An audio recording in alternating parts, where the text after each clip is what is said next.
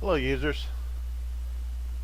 YouTube people, we hate that we have to turn on a computer and enter our login each time to boot our computer.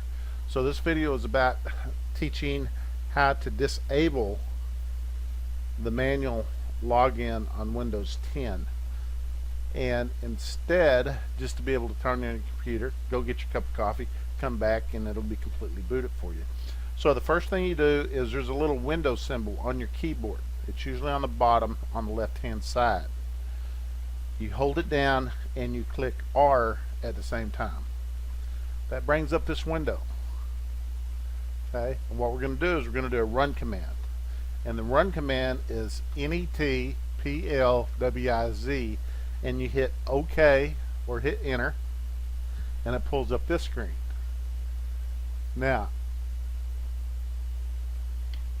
right here, users must enter a username and password to use the computer. So you want to uncheck that box.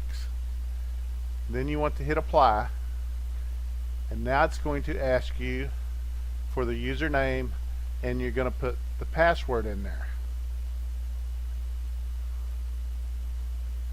and hit OK.